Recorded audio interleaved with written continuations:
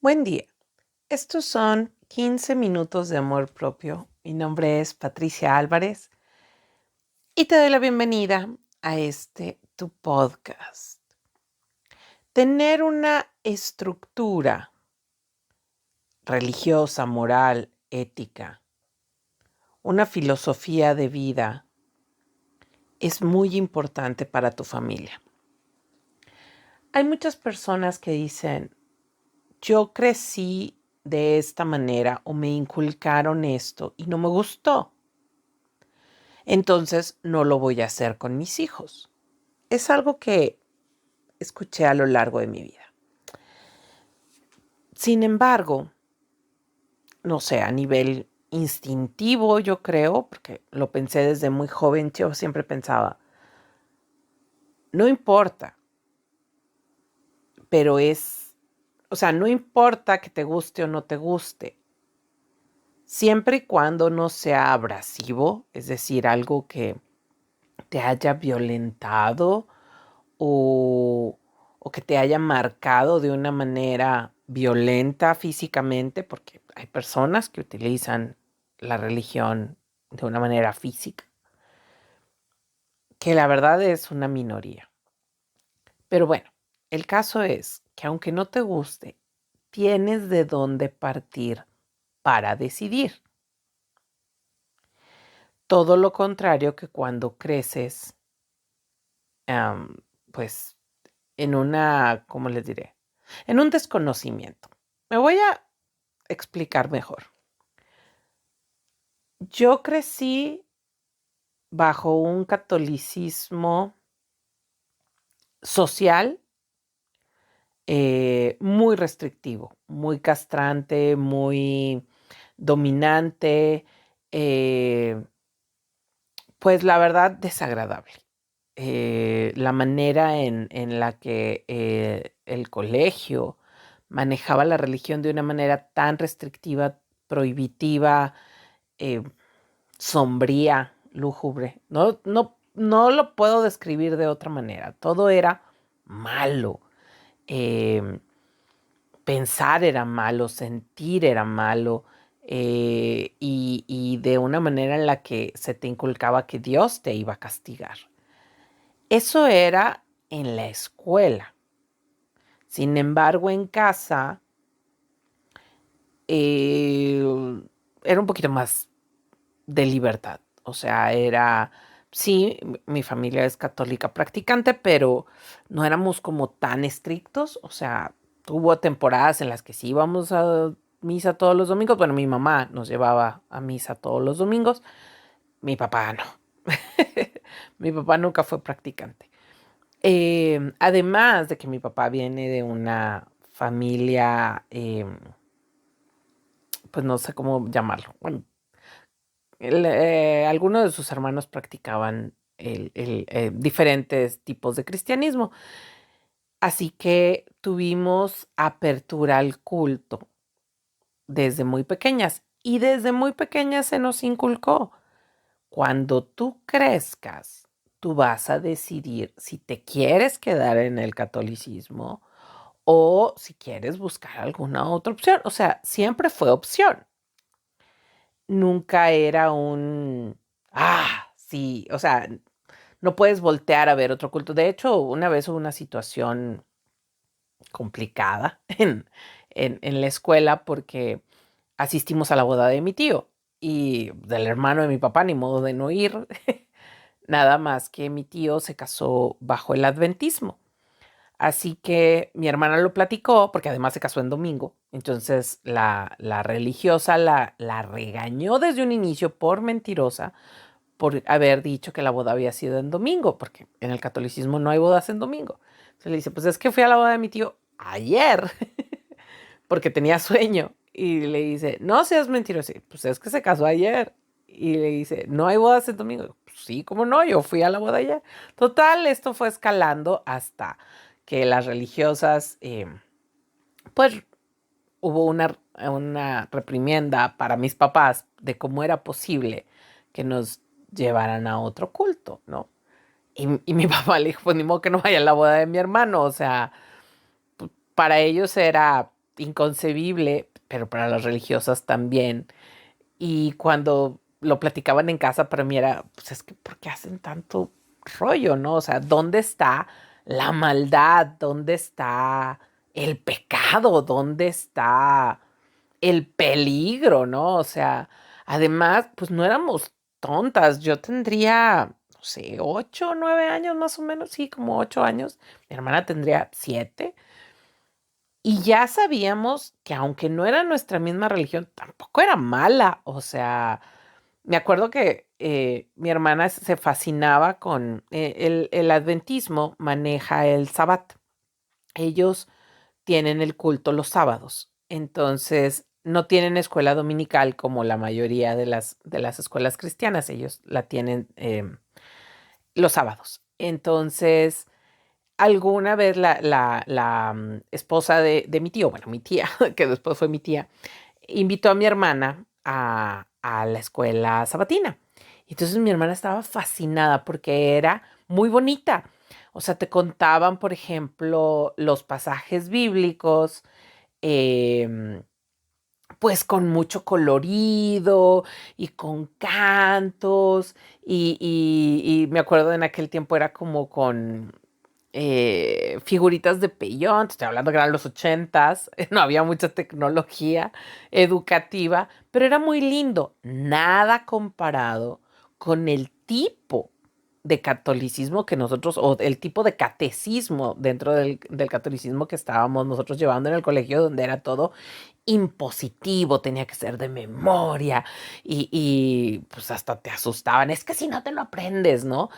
Y, y no había como esta parte del juego, de lo pues divertido que podía ser para los niños. Yo sé que actualmente existe mucho de ese catecismo católico. A mí no me tocó, a mí no me tocó ese tipo. Entonces mi hermana voltea, porque a ella le encantaba todo lo que era el color, los cantos y demás. Y entonces a ella le encantaba asistir. Y decía mi mamá, pues es el mismo pasaje bíblico. O sea, no te están cambiando ni a Moisés, ni te están cambiando a Noé, o sea, es el mismo Moisés, es el mismo Noé. Pues que lo aprenda de una forma distinta. O sea, es exactamente lo mismo, nada más en una institución diferente.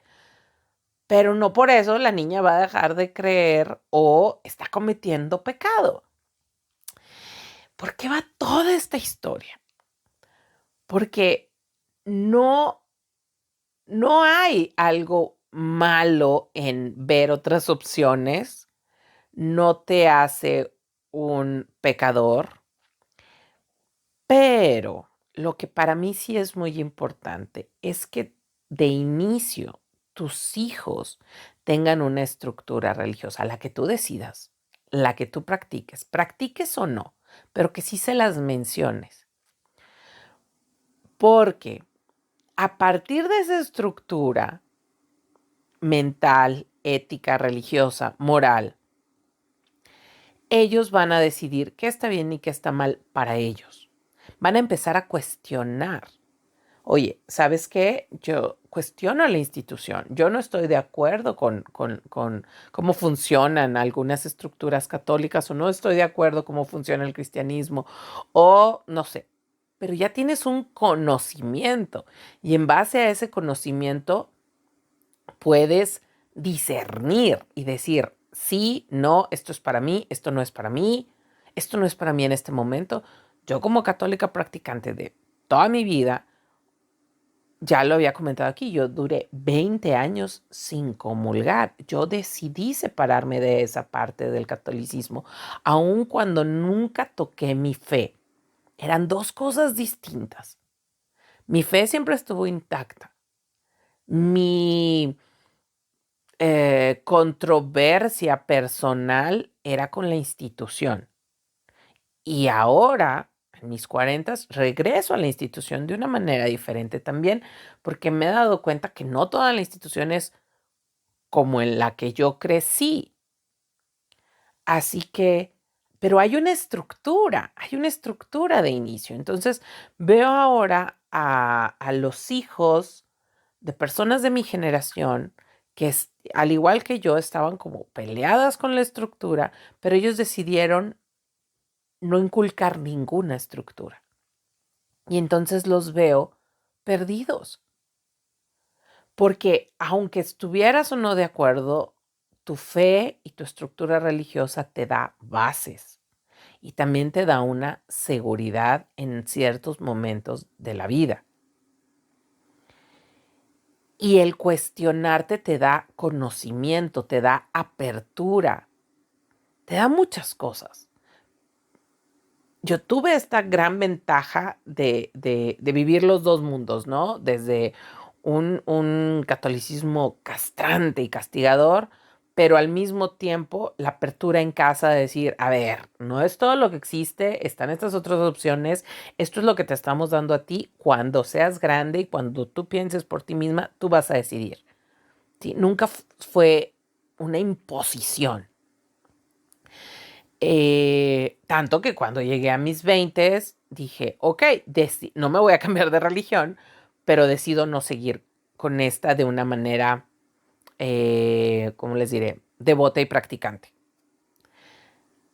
Pero cuando no tienes ningún conocimiento, cuando no sabes de una estructura, la que sea, budista, mormona, católica, hinduista, la que sea, cuando no tienes una estructura, te pierdes.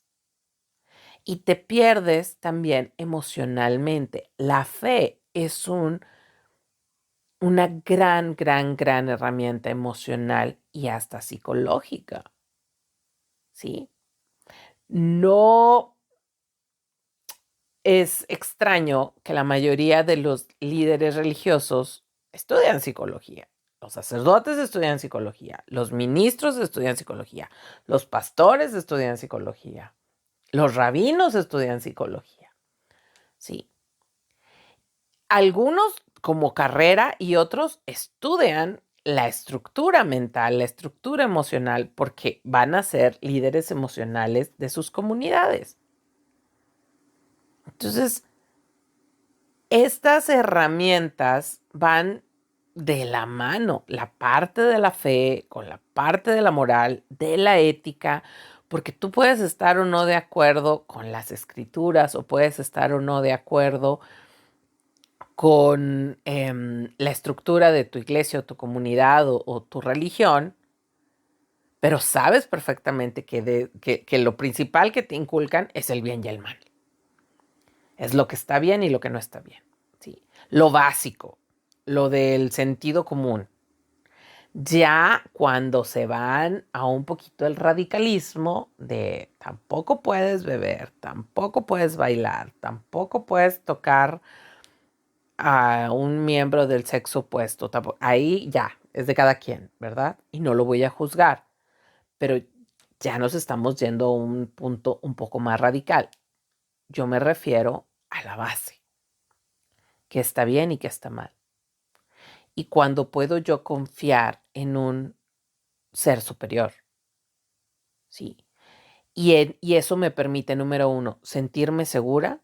Número dos, me permite también eh, sentirme acompañada, ¿sí?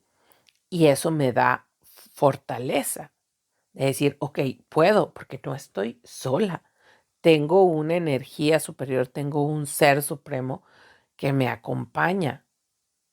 Y ya eso hace la gran diferencia con la desolación. Además, sé que esto está bien, esto no está bien, y como sé que no está bien, también voy a poner límites. Si yo confío en que mi cuerpo es sagrado y que le pertenece a un ser superior, pues no voy a permitir que cualquiera lo maltrate. Y por maltrate me refiero a que lo insulte, a que lo denigre, a que sea irrespetuoso hacia mí. O sea, no me puedes decir fea, gorda, eh, no sé,